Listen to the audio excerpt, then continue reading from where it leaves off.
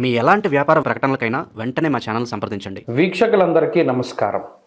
ఫిబ్రవరి మాసంలో మీకు ఏ విధమైనటువంటి గ్రహస్థితి కలగబోతూ ఉన్నది అనేటువంటి విషయాన్ని మనం ఈ వీడియో ద్వారా క్లుప్తంగా తెలుసుకునేటువంటి ప్రయత్నం చేద్దాం.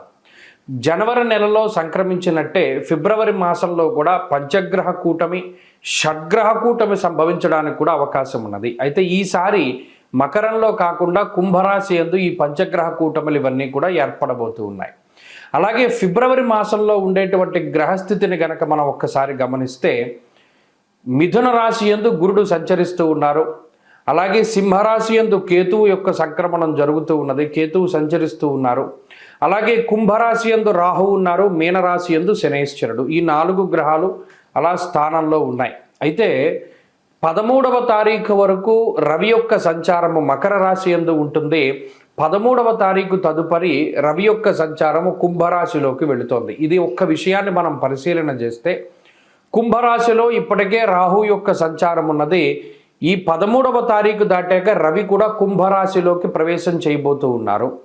రవి రాహువులు కలిసి ఉండడం వల్ల అది పితృదోష కారకంగా మనం చెప్పుకోవచ్చును. జనరల్గా అయితే రవి రాహువు కలిసినప్పుడు సూర్యగ్రహణాదులు ఇవన్నీ ఏర్పడుతూ ఉంటాయి. అయితే ఈసారి మన భారతదేశంలో ఏ గ్రహణాలు కూడా ఇప్పుడు కనబడడం లేదు. కాబట్టి గ్రహణ సంబంధమైన విషయాలపై మనం భయపడవలసినటువంటి అవసరం లేదు. కానీ ఇక్కడ రవి రాహువులు కలిసి ఉంటే పితృదోషము వస్తుంది. ఈ 13వ తారీఖు తదుపరి ఫిబ్రవరి మాసంలో ఎవరైతే జన్మించబోతూ ఉన్నారో ఆ శిశువుల పైన ప్రభావం పడుతుంది. అందువల్ల ఎవరైనా ఫిబ్రవరి మాసంలో ఏదైనా సిజేరియన్ ముహూర్తాలు వీటి గురించి అడిగేటువంటి వాళ్ళు చాలామంది ఉంటారు. వాళ్ళకి సూచనప్రాయంగా ఒక మాట ఏమిటి అంటే 13వ తారీఖు లోపులో వీలుంటే కొంచెం పరిస్థితులు అవి సానుకూలంగా ఉంటే ఈ సిజేరియన్ అవి కూడా ముహూర్తాలు మీరు చేసుకోవచ్చును. 13 దాటిన తర్వాత రవి రాహువుల యొక్క కలయిక వల్ల పితృదోషం అనేటువంటిది ఏర్పడుతూ ఉన్నది. అలాగే ఈ పంచగ్రహ కూటములు, దేశారిష్ట యోగములు ఇవన్నీ ఏర్పడుతున్నాయి కాబట్టి అది కొంత జాతకం మీద ప్రభావాన్ని చూపెడుతుంది. కాబట్టి ఆ విషయాన్ని దృష్టిలో పెట్టుకోవాలి.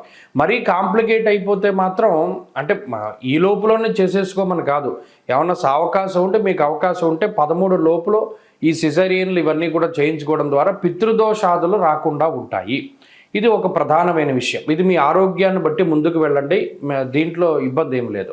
ఇంకొకటి ఏంటి అంటే శుక్రబుధులు కూడా కుంభరాశి అంతే సంచరించబోతూ ఉన్నారు. అంటే ఇక్కడ 4 గ్రహాలు, రాహుగ్రహము, రవిగ్రహము, శుక్రగ్రహము, బుధగ్రహము, వీటితోటి చంద్రుడు కలిసిన లేదా ఈ మాసం చివరిలోనే కుజుడు కూడా కుంభంలోకి వెళ్ళబోతూ ఉన్నారు.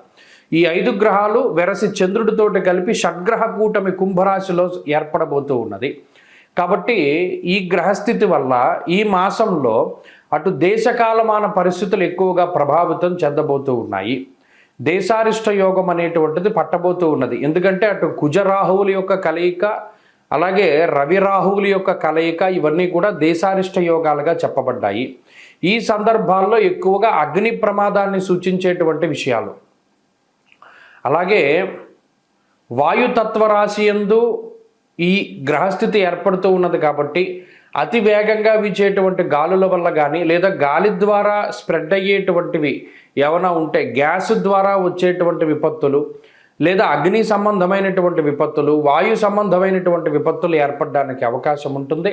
కాబట్టి ఈ మాసమందు చాలా జాగ్రత్తగా ఉండడం, ఇది దేశారిష్ట యోగం కాబట్టి చెప్పదగినటువంటి సూచన. ఇక ఈ గ్రహస్థితి ద్వారా మీ రాశి ఫలితం ఏ విధంగా ఉందో మనం ఇప్పుడు తెలుసుకుందాం. వృషభ రాశి వారికి ఫిబ్రవరి మాసం మధ్యస్థమైనటువంటి ఫలితాన్ని ఇవ్వబోతూ ఉన్నది.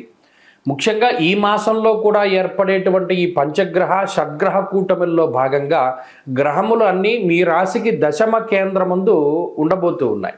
ఇందులో దశమంలో రవి కానీ, దశమ బుధుడు, శుక్రుడు లేదా రాహువు, చంద్రుడు మరియు కుజగ్రహ సంబంధమైనటువంటి విషయాలలో రవిచంద్రులు అలాగే రాహువుతో కలిపి అనుకూలిస్తారు.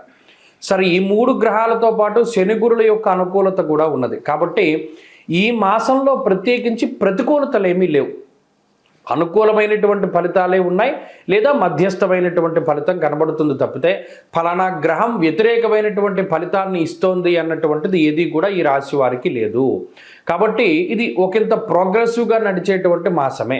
కానీ ఇక్కడ మీకు పుషింగ్ ఇచ్చేటువంటి గ్రహాలు అంటే మిమ్మల్ని ముందుకు తీసుకెళ్లేటువంటి గ్రహాలు ఏమున్నాయి అని పరిశీలన చేస్తే ఫిబ్రవరి 13వ తారీఖు దాటిన తర్వాత ఉండేటువంటి రవి గ్రహం, దాదాపుగా 4 నెలల తర్వాత ఈ రవి యొక్క అనుకూలత మీకు రాబోతూ ఉన్నది.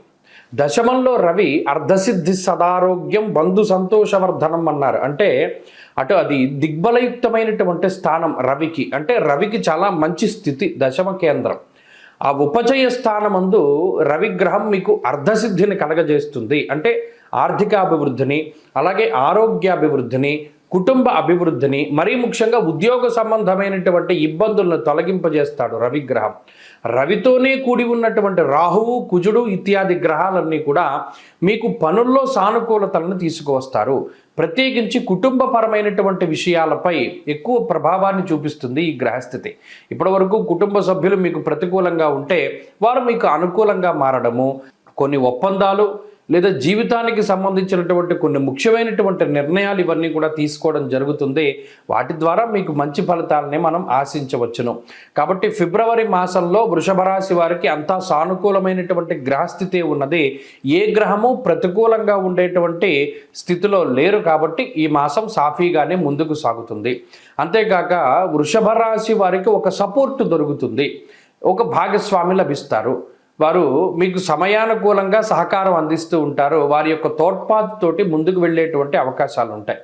ప్రత్యేకించి ఈ మాసంలో అలాగే విద్యా సంబంధమైనటువంటి విషయాలు అనుకూలిస్తూ ఉండడము, ఉన్నత విద్య, విదేశీ విద్య లాంటి అంశాలన్నీ కూడా అనుకూలిస్తూ ఉండడం లాంటివి ఈ ఫిబ్రవరి నెలలో వృషభ రాశి వారు చూడవచ్చును.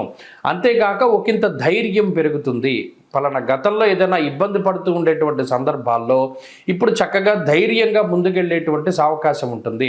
ఈ మాసంలో మీరు మరిన్ని శుభ ఫలితాలని పొందడానికి ఎక్కువగా ప్రత్యేకించి సూర్యారాధన చేస్తూ ఉండడం చెప్పదగినటువంటి సూచన. ఈ మాసంలో ప్రతిరోజు ఆదిత్య హృదయ స్తోత్ర పారాయణాన్ని చేస్తూ ఆదివారాలు వచ్చినప్పుడు మధ్యమాంసాదులను భక్షించకుండా చక్కగా క్షీరాన్నంతో పరమాన్నాన్ని చేసుకుని ఆ రోజుని చక్కగా అది ఆరగిస్తూ ఉండడం, అన్యత్రా ఎక్కడా కూడా భోజనాదులు లాంటివి చేయకుండా ఉండడం చెప్పదగినటువంటి సూచన. అలాగే ఈ మాసంలో ప్రత్యేకించి ఆదివారం నాడు గోధుమలకి సంబంధించినటువంటి దాన్ని దానం చేస్తే మరిన్ని శుభ ఫలితాలు సంప్రాప్తమవుతాయి.